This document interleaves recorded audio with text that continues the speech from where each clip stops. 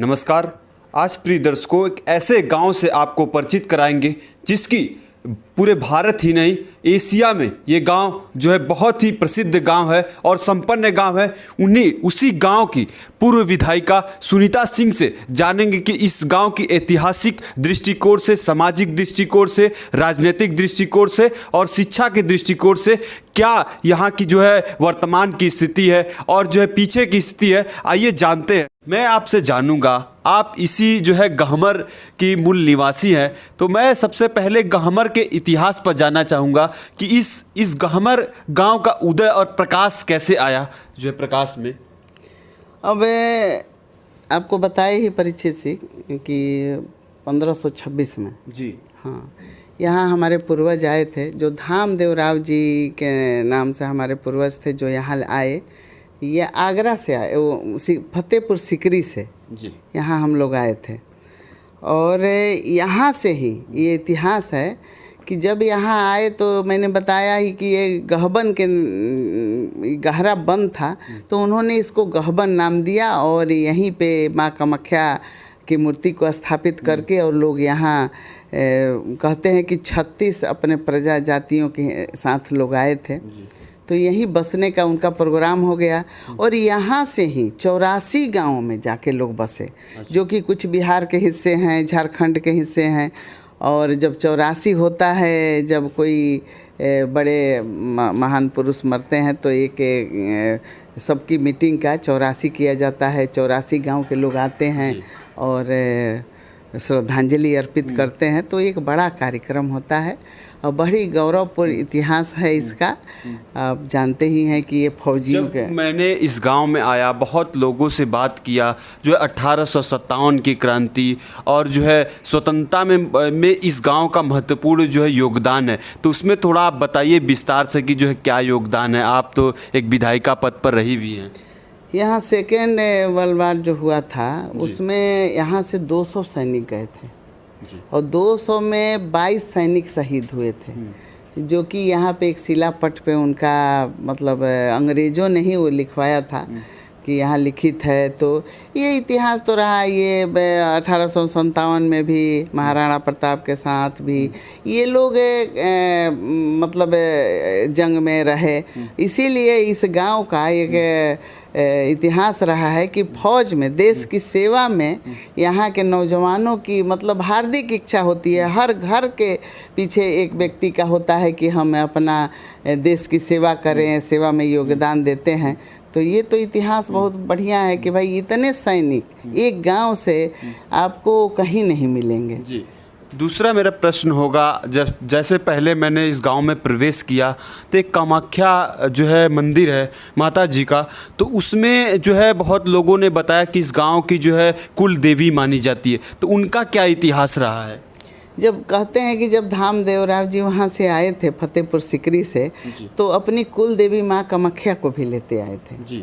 और लेके आए थे। और लोगों का ये कहना है कि जब ये माँ को लेके वहाँ से घोड़े पे चले तो यहीं पे माँ की मूर्ति घोड़े से गिर गई थी। अच्छा। तो लोगों ने कहा कि माँ यहीं रहना चाहती हैं और यहीं स्थापना किए लोग। और आज देख ही रहे हैं कि बने पूरे क्षेत्र में यहाँ लोग दर्शन पूजा करने आते हैं। ऐसा भी माना जाता है कि गांव में कोई भी शुभ कार्य होता है तो जो है पहले कामाख्या देवी जी का दर्शन करके ही लोग गांव में कोई काम शुरू करते हैं। अब कुल देवी हैं हमारी, तो कुल देवी का मतलब ही होता है कि यहाँ कोई भी काम शुरू होता है तो माँ के चरणों में ही आराधना से शुरू होता है। यहाँ तक मानते हैं कि हम लोग के यहाँ एक बहुत बड़ा कार्यक्रम होता है मुंडन का, तो यहाँ की जो लड़कियाँ जहाँ शादी करके गई हैं वो भी यहाँ आस्था रखती हैं और मुंडन यहीं कराती हैं। तो यहीं से शुरू होता है, माँ से ही कोई भी अपना शुभ कार्य शुरू करते हैं लोग। बहुत अच्छा, इस गांव की जो प्रसिद्धि है सबसे ज़्यादा यही लोग जो है बाहर के जानते हैं कि इस घर में घर घर फौजी हैं और जो है फौज के नाम से गांव जाना भी जाता है। तो ये जो फौज का ये चलन है ये कैसे शुरू हुआ, कैसे इस गांव में माहौल बना इस तरह का। देखिए इतिहास हम बता ही दिए कि यहाँ पे दूसरे विश्व युद्ध में यहाँ लोग गए थे, यहाँ महाराणा प्रताप के साथ भी लोगों ने काम किया। तो ये के अंदर से उनके मैं फीलिंग में बताती हूँ कि हर व्यक्ति की, यहाँ नौजवानों की ये चाहत होती है कि मैं फ़ौज में सेवा करूँ, देश की सेवा करूँ। अब तो लोगों में फ़ौज में सेवा करने के बाद भी अलग अलग नौकरियाँ पा रहे हैं, PCS में जा रहे हैं। तो ये तो शिक्षा का स्तर तो यहाँ शुरू से ही बहुत वो है, बड़ा है। हमारे दादाजी खुद सूबेदार थे, मतलब हर घर से यहाँ फौजी हैं, आपको मानना पड़ेगा। तभी तो आप देखते हैं कि इलाहाबाद, यहाँ क्या बोलते हैं, लखनऊ, ये सारे जगहों पे मतलब 500 परिवार रहते हैं हमारे। लगभग मैं आपसे जानना चाहूँगा, लगभग अनुमानित में कितने फौजी जो है इस गांव में होंगे? 15,000 तो पेंशनर हैं। बहुत बड़ी संख्या है। आप देखेंगे कि एक मेला की तरह लगता है जब पहली तारीख आता है बैंकों में। यहाँ सारे बैंक हैं, SBI से लेके मतलब HDFC, सारे ब्रांच यहाँ पे हैं। तो एक मेला जैसा लगता है। आप देखेंगे थाने पे ही 1-2 अगल बगल ही बैंक हैं, तो पेंशनर हैं। तो आप अनुमान लगाएंगे कि जब यहाँ, हम तो अनुमानित है कि 15 से 20 हज़ार अभी फौज में हमारे यहाँ से लोग हैं।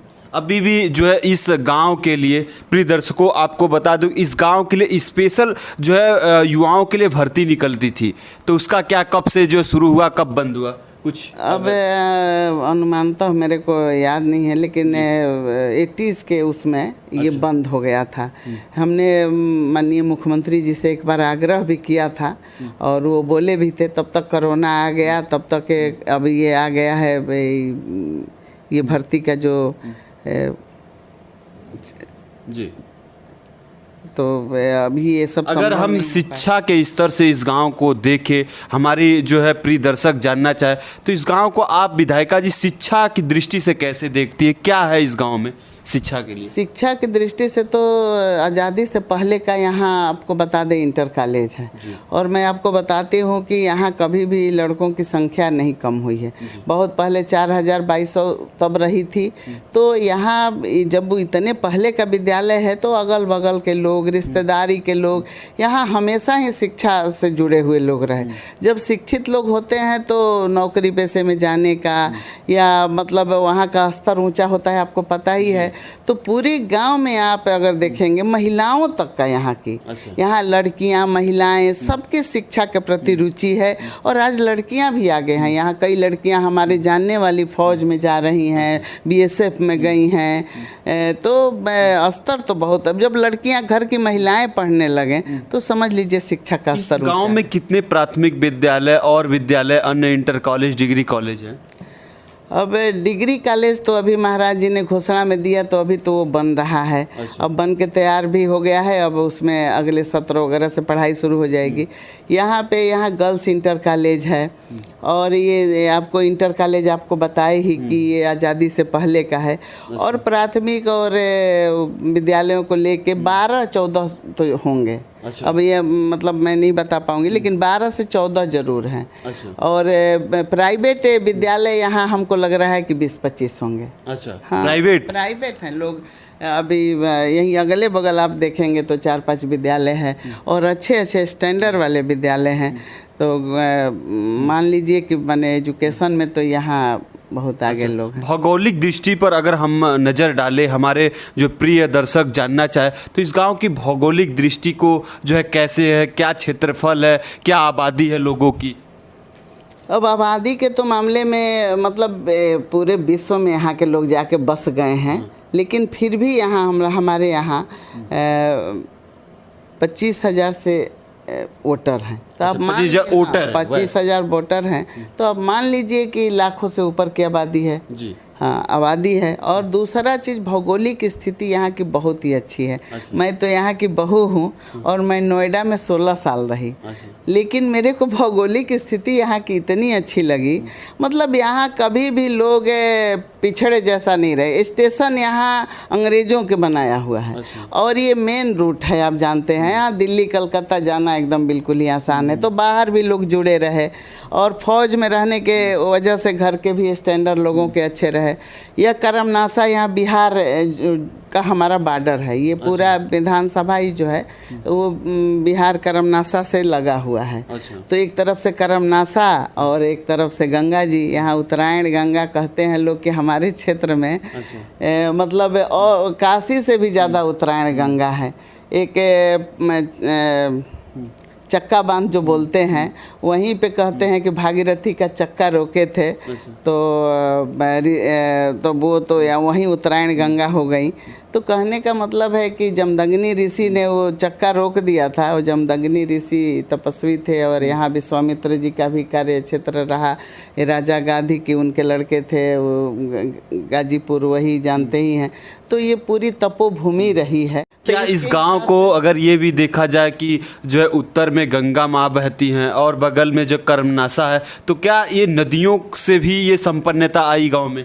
हाँ, नदियों से भी संपन्नता आई। इसका कुछ वो भी अपवाद भी है। बाढ़ भी आता है तो हम दोनों तरफ से घिर जाते हैं। लेकिन यहाँ एक बाढ़ क्षेत्र है, तो बाढ़ बोलते हैं जो गंगा के बाढ़ आता है, गंगा का ऊपरी भाग को बोलते हैं। तो वहाँ जब बाढ़ आता है तो उपज भी बहुत बढ़ के आता है। तो उसका लाभ भी है, लेकिन बाढ़ आता है तो कुछ नुकसान भी होता है। तो ये मानना पड़ेगा कि लाभ है तो कुछ हानि भी है जी। और मेरा सवाल होगा, आप आते हैं आर्थिक दृष्टि पर, जो है इस गांव को अगर हमारे जो दर्शक समझना चाहे कि आर्थिक दृष्टि और इस गांव में कैसे मतलब उपलब्धता क्या है यहाँ के नागरिक के लिए, यहाँ के जनता गांव के लिए? अब सबके घर में नौकरी वाले लोग रहेंगे तो आर्थिक स्थिति तो मजबूत होगी। देखिए, आर्थिक स्थिति दो ही चीज़ से मजबूत, एक तो सैनिकों का गांव है, बाहर जॉब करने वाले, नौकरी करने वाले लोग हैं, तो यहाँ घर की और घर की महिलाओं के भी स्टैंडर्ड ऊपर है। तो आर्थिक दृष्टि से तो ये संपन्न गांव है। बहुत बड़ा ज़मीन जायदाद वाले लोग नहीं हैं, लेकिन जो है वो बहुत ही उपजाऊ है। अब ये बाढ़ क्षेत्र आपको बताए, वहाँ पे परवल, टमाटर या मटर यहाँ से एक्सपोर्ट भी होता है। तो ये सब चीज़ें तो यहाँ बहुत संपन्न है। अब नहर जो हो गया, विश्वनाथ सिंह गहमरी जी की देन है। तो ये पूरा क्षेत्र उनको धन्यवाद करता है कि उनके देन की वजह से यहाँ नहर आया। तो ये धान का कटोरा भी कहा जाने लगा। कभी यहाँ बाजरा मक्के भी नहीं उगते थे, ऊसर भूमि थी। आज ये पूरा क्षेत्र उपजाऊ है। तो आर्थिक संपन्नता तो यहाँ है। अच्छा, गांव में मैंने ये भी देखा कि जो है बहुत सारे अदर गांव में जो है निकल कर जाना पड़ता है कोई अपने मूलभूत आवश्यकताओं के लिए, लेकिन यहाँ पर जो है अधिकांश चीज़ें यहाँ के नागरिक को इसी जगह उपलब्ध हो जाता है, मार्केट है। तो उसको आप कैसे थोड़ा विस्तार से बताइए। ये बहुत बड़ी उपलब्धि है कि यहाँ हम लोग अगर आज कोई कुछ मन बनाए किसी भी चीज़ के लिए, जो स्टैंडर्ड की चीज़ें हैं, तो आपको विदिन 5 मिनट में यहाँ उपलब्ध हो जाएगा। क्योंकि यहाँ हर चीज़, अगर आप मान लेते हैं कि आप कहते हैं कि अगर बनारस में भी हम शादी करेंगे तो बहुत सारी चीज़ों के लिए इधर उधर भटकना पड़ेगा, लेकिन यहाँ एक विशेष है कि यहाँ आप एक दिन में एक लड़की की शादी अगर आर्थिक दृष्टि से मजबूत है तो कर सकते हैं। तो ये कहने का मतलब है कि ये बहुत बड़ी बात है। हर चीज़, कोई ऐसी चीज़ नहीं है, अब इस एक चीज़ का आपको नाम लेना वो नहीं रहेगा, लेकिन आप जो भी चीज़ें चाहें, चाहे इलेक्ट्रॉनिक्स में, चाहे जेवर गहना बर्तन, जो भी ये चीज़ें होती हैं, फर्नीचर, ये सब आपको उपलब्ध हो जाएगा। एक फ़ोन पे उपलब्ध हो जाएगा, होम डिलीवरी हो जाएगी आपको। ये शहर में इतना, शहर में आप 10 दुकानें आप वो करेंगे, सर्च करेंगे, तब तक यहाँ उपलब्ध हो जाएगी। तो ये बहुत बड़ी बात है। अच्छा, इतना बड़ा गांव है, लोगों का ये भी मानना है, ये झूठ कह ले या अफवाह कह ले, आप ही सच्चाई बता सकती यहाँ की नागरिक है, लोगों का ये भी बहुत सारे चक्की चौराहे पर खड़े हो जाओ, जब गहमर की चर्चा होती है तो कुछ ऐसे बुजुर्ग रहते हैं कि उस गांव में एक छोर से दूसरे छोर में ही भी शादी हो जाती है। तो ये कहाँ तक जो है सच्चाई है? देखिए, ये अपवाद ही इसको मानिए। ये कहने को लोग तो बहुत कुछ कह देते हैं, लेकिन अपवाद, मैं तो इसको अपवाद मानती हूँ। अब शादी ब्याह ऐसे हो सकती है कि जैसे ये बहुत बड़ा गांव है, तो यहाँ हिब्बा पे बहुत लोग आके बस गए हैं। तो पूरी हमारे यहाँ तो पूरी 18 पट्टी का गांव है। कहते हैं लोग एक आध पट्टी में तो पूरी लड़कियाँ ही थी, तो आके बस गए हैं। तो सिकरवारों का ये गाँव है, लेकिन यहाँ कई तरह के अब राजपूत आके बस गए हैं। तो वैसे में एक आध शादियाँ मैं भी जानती हूँ होती होता है। अब उसी को लोग मान लेते हैं कि भाई इधर से उधर शादी हो जाती है, लेकिन ये अपवाद है। अभी हमारे संस्कार में ऐसा नहीं होता है कि उसी गांव की लड़की की शादी हो, ये नहीं होता है, लेकिन इसी को लोग मान लेते हैं। अच्छा, ये फौजियों का गांव है, तो यहाँ पर युवाओं के लिए जो खेल के दृष्टि से क्या क्या उपलब्धता, क्या गांव में कोई स्टेडियम या मैदान ये सब है?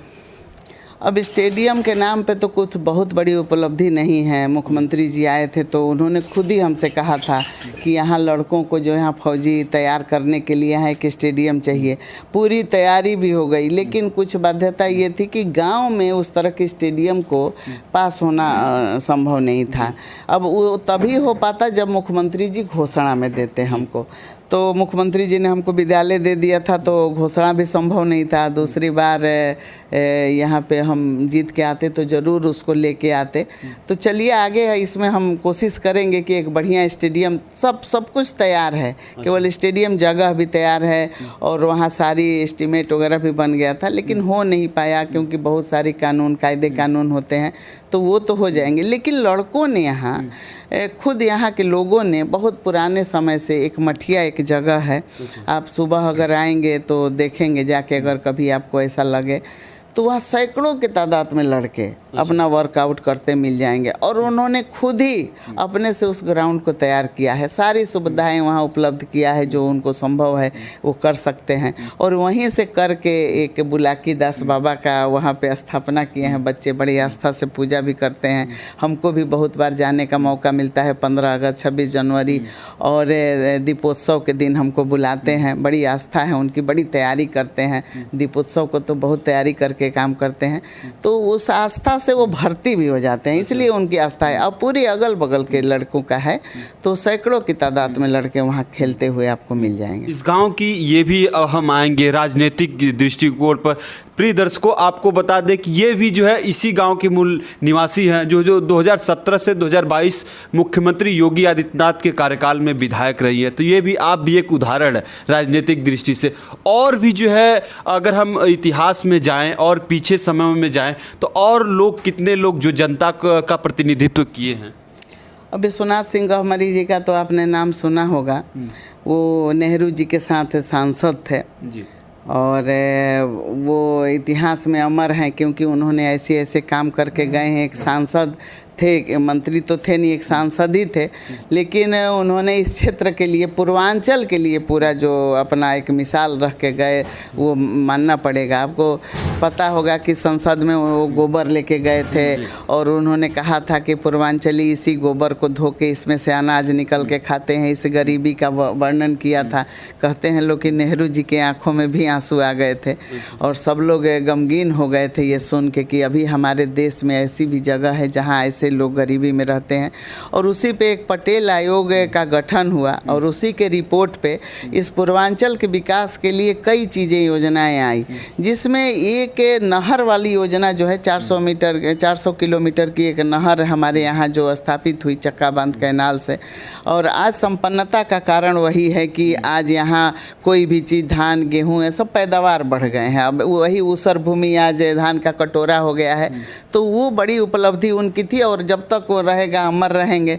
और दूसरा चीज़ एक बहुत बड़ा वो हुआ था कि इसकी माने यातायात सुविधाओं को बढ़ा दिया जाए। इस पे वो जो रेल कम रोड ब्रिज जो बन के तैयार हो रहा है, मोदी जी आए थे 16 में और उस समय के मतलब 60 साल बाद जाके वो उस पे काम हुआ। और देख रहे हैं कि ट्रायल भी अभी हो गया है और जब ट्रायल हो गया है तो उसकी तो है ही है कि भाई वो चालू हो के रहेगा। अब जितना जल्दी चालू होगा, ये सब क्षेत्र जब जुड़ जाएंगे तो और संपन्नता बढ़ेगी। जब यातायात, जब रोड, बिजली, ये सब चीज़ें जब बढ़ती हैं, जब अच्छी सुविधा मिलती है तो वास्तव में संपन्नता बढ़ जाती है क्षेत्र की, तो ज़रूर बढ़ेगी। अच्छा, मैं आपसे अब जानना चाहूँगा। माता सिंह जी भी थे, मैं बता दूं तो यहीं के मूल निवासी थे और तिलक इंटर कॉलेज कुटिया में वो प्रिंसिपल थे और वो भी राज्यसभा से भी सांसद बने, फिर लखनऊ से भी सांसद बने। तो यहाँ से प्रॉपर नहीं चुनाव लड़े, लेकिन हम लोग मानते हैं कि यहाँ के लोगों में राजनीतिक समझ बढ़िया है तो आगे जाके भी राजनीति कर लिए।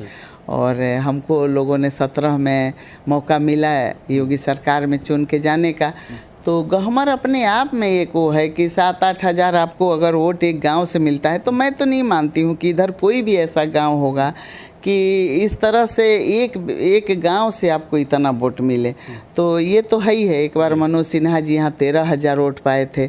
तो ये तो है ही है कि इस गांव को राजनीतिक अगर थोड़ी और हम लोग इसकी वो बढ़ा दें तो बहुत फ़ायदा होगा इसमें। राजनीति में इस गांव की बड़ी भूमिका रहेगी राजनीति में। जो है अब इस इंटरव्यू में हो सकता है मेरे से कुछ चीज़ें छूट गई हों, जो है इस गांव की उपलब्धि के बारे में, तो आप ही बता सकती है, हमारे दर्शकों को शेयर कर सकती है, और भी जो है जो आपको जानकारी में खास चीज़ें गांव से जो संबंधित है वो आप बता सकती है तो बता सकती हैं। अभी सारी चीज़ें तो आपको आ ही गई इस गांव की जी। ये गांव 80 के दशक में यहाँ सिनेमा हॉल था। मतलब ये एक आवश्यकता से ऊपर उठ के, मतलब क्या कहेंगे, लग्जरी जीवन भी यहाँ के लोग जीते रहे। मैंने लगता नहीं है, अगर आप भी यहाँ आए हो तो देखे हो कि ये गांव की तरह एक जगह लग रहा हो। पहले यहाँ बिजली की सुविधा नहीं थी, लेकिन जब से योगी सरकार आई है तो बिजली भी उपलब्ध हो रहा है। तो लोग और यहाँ डेयरी फार्म सब खोल रहे हैं, बच्चे भी अपना बिजनेस में भी जा रहे हैं, क्योंकि जानते ही हैं कि रोड और बिजली 2 चीज़ें ज़रूरी है। और सेना में ही हैं, और कोई ऐसी और चीज़ें जो भी है, आपको सारी चीज़ें तो आपको हमने बता ही दिया। तो कोई आपका बहुत बहुत धन्यवाद। तो जैसा कि जो है पूर्व विधायिका जी को आप सुन रहे थे, पूरी जो एशिया का सबसे बड़ा गांव गहमर के बारे में इन्होंने विस्तार से जो है बताया।